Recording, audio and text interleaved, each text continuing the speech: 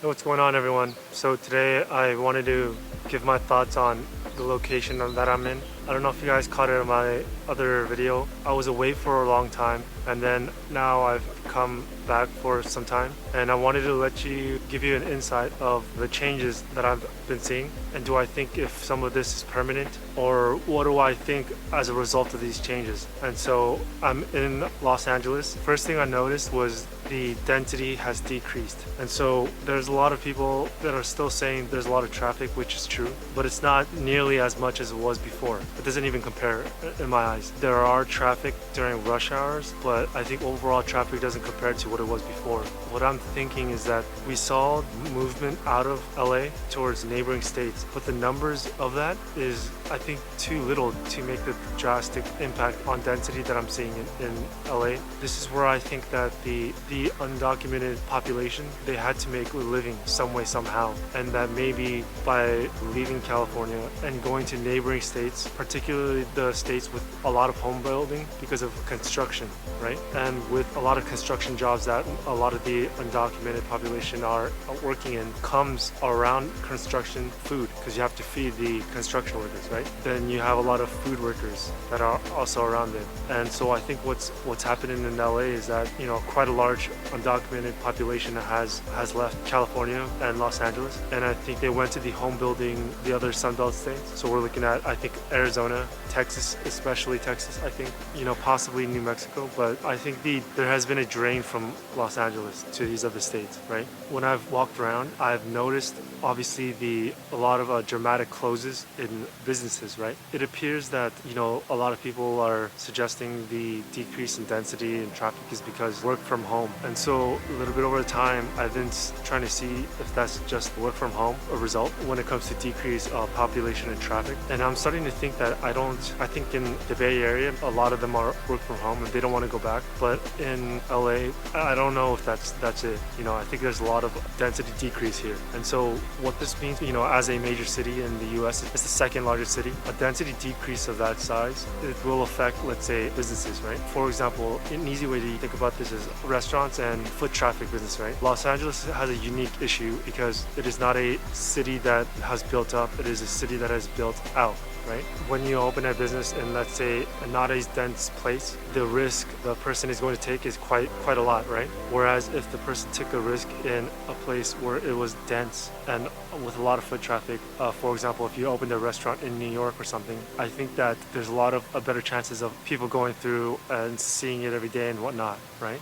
Today, New York today, maybe people can debate about it today. On the topic of Los Angeles, it seems that from what I'm hearing, New York, there are people there. A lot more people, tourists, the same thing. A lot of foot traffic, maybe almost to what it was before, right? But what I'm looking at in here in LA, that's not what I'm seeing. And so it appears that the damage in the past 2 years was so much that the people here have decided that the risk taking here, those sorts of businesses, is too high. And so what they decided is, I think they've decided to take risks in other states and cities. I've tried to walk around the same sorts of, let's say, shopping areas and whatnot, and what I would notice is certain stores would just stay closed. They're not even stores, right? They're just a bunch of empty buildings. Then I would notice some risk taking were some businesses that are opening up, right? But I've seen some that within 3 months then they would close. So what's happening is that there's a struggle for constant influx of, let's say, business or customer. And so what you would hope is that there's, let's say, for a lot of these people, that there's enough capital to sustain such a low period, but it appears that there's not.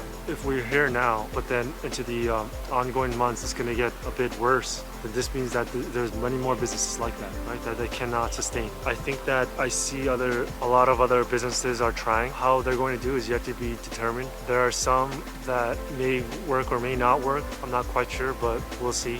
For example, there's a new jewelry store, right? High-end jewelry and whatnot. But again, with the ongoing crime, I'm not quite sure how that's going to work out, right? For those that don't know and they're not living in the US, the US crime has always been described as it's just like any other city. You don't have to, just be careful, which is kind of true, but I might do a whole separate video on crime and psychology of maybe some opportunism, because I don't think it's that as simply said as it's just like any other city. It has a lot of crime, so just be aware. For those of you that don't know, for example, in Latin America, the crime for somebody visiting Latin America, it's higher. So aside from Mexico and the Central American region, let's put that aside for a second. Let's talk about South America. Foreign tourist is assumed likely to be an American because America is up there and there has been a lot of tourism going downwards. With that, there's an assumption of much higher wealth than their population, which is true, right? Especially when you consider the exchanges between dollars and the other currencies down there, especially now, right?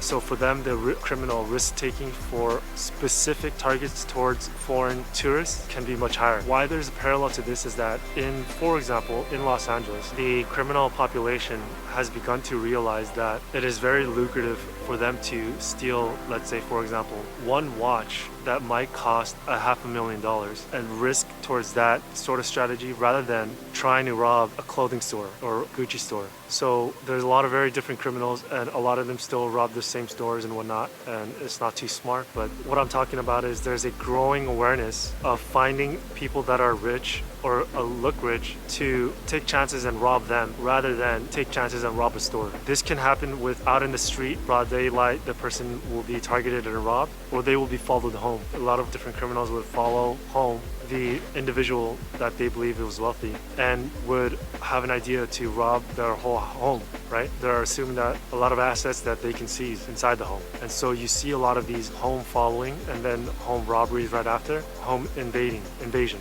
right? They're just going inside the homes with never alone. If you're much older, you have to really pay attention, right? What this means is if businesses realize this and they're realizing the economic proportion, they're learning there's an economy issue that they need to realize, there's a social issue that they need to realize, we are going to see a lot less business openings, business risk-taking, and then second chance tries. If they close or whatnot, they're not going to try a second time, which would mean that the unemployment will have a heavy pressure downward. This includes the upper level, right? With a heavy pressure in jobs and unemployment, you're most likely going to have either dependencies or people are going to leave to find opportunities elsewhere where their businesses have a better chance of surviving. I do see both of that happening for, I think, California. I think these things can go both ways. A lot of people think that everybody's going to leave California. It could also be likely the opposite because of the situation regarding the economy. It may not be what people think, but I do see a trend that there's going to be a lot, there are people who are worried about risk-taking. Density helps a lot. Now, whether the density helps certain businesses like online businesses and whatnot, that's a no. And if they're gone, let's say for example, that's added foot traffic that's not there. And so it seems that either way, overall, the city growth is not going to be as much. The city growth is not going to be as much. The state growth is not going to be as much. If the state growth might not be as much, then maybe, as a really big economy, maybe the rest of the country's growth, other areas might be going through the same thing. So New York maybe have a lot of people, but maybe they're going through the same thing. If a lot of these different issues are happening here, product ordering from China, the manufacturing, the production decreases, right? If that happens with the Chinese real estate pressures coming down, then we see a slowdown in Chinese growth. So you are seeing a slowdown in, it seems, US, but also in China. So that's been everybody's worry, is that can this go global growth slow down, right? I do think it can. I think it actually might. When the Fed crunches down on interest rates, global growth slow down. US is the largest consumption country, and if that slows down, then a lot of other things will slow down. And if China also slows down, which is the second global biggest economy, that's a whole lot of slowdown for a lot of countries worldwide. And I think that this shows the track for inflation is going to come down. Now, whether it stays down, that's an interesting question. A lot of things are gearing up for a very hard landing or a hard landing. I'm not quite sure it's going to be a soft landing at all. Let's see how this pans out globally in other places. But I think for the US, it's going to be a very interesting dynamic of what we see. The crime issue is very interesting. There's a lot of perspective that the reason why criminals are getting off easy is because of social sympathy or whatnot. but I think it's much more to do with budget. I think there's a problem. I think that it has to do with budget and that there's not enough space. And when they had the riots in 2020, I think that there wasn't enough. If they were to grab rioters, there wasn't enough space. And so I think this is not being very publicly notified to the public for obvious reasons, because then it would alarm the public. But I think people already know and are already understanding this, right? But aside from that point, at the bottom level, you can totally see it's a struggle. A lot of the times, vibe-wise, you could feel it. You could see the struggle almost. It seems a lot of people are upset.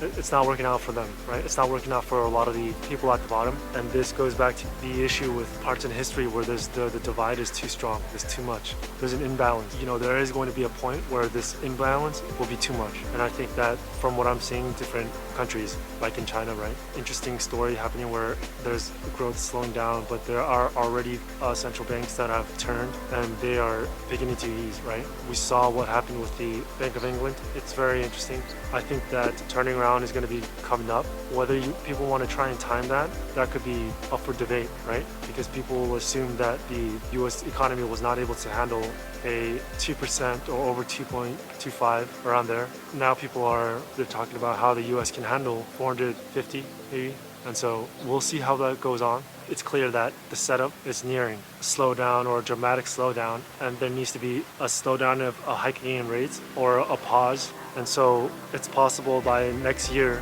the whole thing would be about almost 2 years, I think, right? Of this cycle of rate hikes, of this cycle of tightening. And I think that maybe the next cycle of easing will be coming up. Let's see how that pans out, because now we have a very different election year, and that's going to dramatically affect things. The things I'm seeing in LA, what I'm hearing about other places, it seems similar stories. Generally, the reason why cities are growing and there are more cities worldwide, it's because of the benefits the city provides, which is a lot of density, knowledge density, a lot of ambitious density, all of that stuff. And to have that weaken in global competition is not, that's not something that you want. But I think that overall cities might actually be able to bounce back. But the US story maybe might be different, because what we're going through is going to be, it can be a whole separate issue. And so I think that we are going to have to wait and see, because I think that the things I'm seeing regarding crime, I don't think that that's going to be slowing down. In addition to not slowing down, it could be more widespread. The pressures will be too much for a lot of people. And so that's pretty much my outlook of my thoughts about what I'm seeing in LA. I will maybe do some other videos and actual walk-arounds of what I'm seeing, and so you can get an idea of what's going on.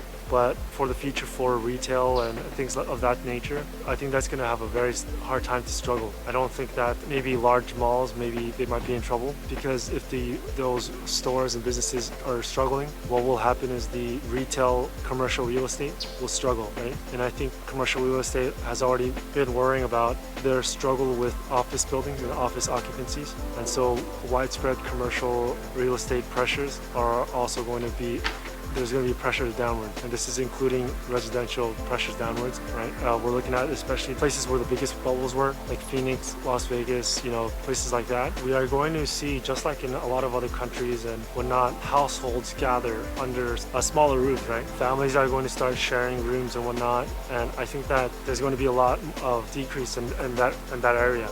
And so that's it for the video, guys. I hope I was able to sort of simply help people understand from just a small business level to a wider city level to a wider state and country level to a wider international level, to help you understand that these movements are really big waves, tidal waves. The movements are very slow to move, but very sure to move. And so hopefully that was able to help you guys sort of figure out what's actually going on and what it feels like. Hopefully whatever business in which you're in or whatnot, you have an awareness and prepare for it beforehand. But other than that, keep your eyes out, keep your eyes open, and good luck.